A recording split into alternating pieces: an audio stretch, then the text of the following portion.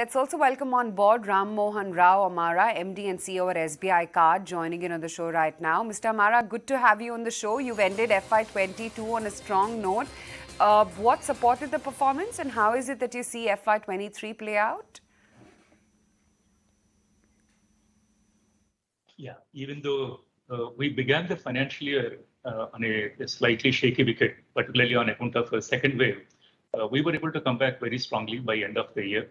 All our key business metrics recorded robust improvement. I will take you through a couple of metrics just to understand how our strategies have actually helped us in terms of recording a strong performance. New card issuance or new account sourcing crossed 3.5 million, which is at a growth of 33% year on year. What is more notable is it went on, the run rate increased each quarter on quarter. Last couple of quarters, like a December quarter and March quarter, we crossed 1 billion in terms of new account sourcing. Spends wise, both retail and corporate spends have been quite robust. In the second quarter of the financial year itself, we crossed the pre-COVID level. That is the case with both industry and SBI Card. Retail grew at around 43% and corporate was almost 100%. Then, of course, we had a strong NEA growth, 25% year on year. As we have guided earlier, the credit cost continue to follow the downward glide path, whatever we have guided. And almost they have reached the pre-COVID levels. Collection efficiency has come back. This has actually helped us in terms of containing the credit cost. Even the ECL, which is an indication of what is the forward-looking provision, that has come back to the pre-COVID levels, while the gross credit cost for Q4 is just above 5%. It is also trending towards the pre-COVID level. I think we have a bouquet of right products, right partnerships, our strategies, whatever we had. Whenever we do that, we always keep an eye on the sustainability and profitability. I think all these things have helped. Right. Also, I wanted to understand, your spend growth is pretty solid at about 50%. Your card growth is at 17%. Your receivables at 30%. And these are all year-on-year numbers that I'm picking out. Where is it that you see your growth and card spends normalizing? As I said, the spends wise, overall spends crossed pre-COVID levels, which shows the revival of consumer confidence. If I focus on Q4, which is a better indicator of recent consumer behavior, I think the online spends share continued to be more than 54%, which is much higher than what we have seen in the last financial year. And segment-wise, when I look at particularly some segment more like a discretionary spends, consumer durables or furnishings or hardware, etc., even the POS has recorded quite a good improvement in Q4 versus Q3. Of course, barring the travel, entertainment, restaurants, or air travel, etc., which slightly got impacted in the month of January, overall it remained below pre-COVID levels. But rest of all the segments of spends, we could see, it recorded both quarter-on-quarter improvement as well as they are much above the pre-COVID levels. Now, SBI Card has lost a slight bit of market share. It's just probably 10 bips. Is that a concern? I think first of all, I will talk about our acquisition philosophy or strategy. Then I will talk about the industry.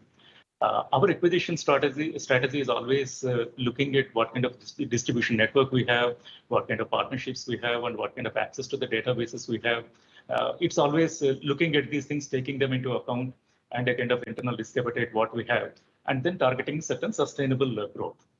As I said earlier, the kind of quarterly run rate what we are recording in terms of a new account sourcing, it has steadily increased, which is an indication that our strategy is working. Coming to the industry, we have seen a kind of play by both existing players as well as a new set of players. This has definitely expanded the base. It's a good thing, given the kind of very low penetration of the card industry, which is hardly around 4%. I think there is ample room for every player to play. But only question is when we pursue market share growth, we always want to keep an eye on the profitability and sustainability. That way, I cannot comment on specific number what we are targeting, but definitely we will be looking at arresting the market share, but at the same time not losing sight of profitability. The golden question is what happens as MDRs continue to be driven by regulators. Is there a visibility on Reserve Bank of India, on RBI, and how will this change your financials? Is SBI prepared for it? I mean, what we understand is like there was supposed to be a discussion paper to be released by RBI and placed in public domain for getting the inputs from the industry and players. I think it is yet to happen. So in the absence of it, we don't know like what are the whether MDR is going to be impacted and if it is impacted to what degree. But all along, we have maintained a particular stance that actually credit card is very different from any other mode of payment, in as much as the funding cost is borne by the credit card issuer, risk is borne by the issuer, and then there is a strong reward and value proposition behind the card. Obviously, all these things we were able to articulate well in the past whenever there is a question of revision of MDR, and we hope this time also we will be able to succeed. But having said that, if at all, if there is a situation where MDR changes, we do have these kind of levers where we can tweak with the credit period if required, and maybe change the value proposition and the reward cost, not impacting the attractiveness of the product. Of course, we'll keep that in mind. But overall, we are confident that it is manageable. Sure. You know, RBI has issued directions for credit and debit cards. Tell us your views on what is good, what is bad for your business, and how is it that you actually see this impacting you? I think broadly, it is based on a kind of preliminary assessment at our end. It is a step in right direction because it is aimed at enhancing the consumer protection, improving the transparency. But as a large player in the industry and being part of SBI Group, we always believed in following the code of conduct, ethics, or fair practices code. So we don't see a challenge in terms of complying. We are already compliant with most of the provisions, including the provision relating to the co-branded cards, where certain expectations are there from the regulator. Very clearly, they have articulated. But as with any regulatory change, we will have to carry out some internal changes in the internal processes and systems, etc., which may take some time. And of course, they will be completed well before the timeline. But even if a small slowdown momentum is there, that is only momentary. As is the case with industry, always it bounces back after any regulatory change, after figuring out how to engage with the customer and how to sustain. Right. So in terms of technology, what one is seeing is that a wide range of alternatives are available for cards these days. Would you say that the climate is getting more and more competitive and the RBI acknowledges these alternatives as well? I think credit card industry has always witnessed intense competition, and that has always been there. And now, of course, it is further intensifying on account of action by the existing and the new set of players.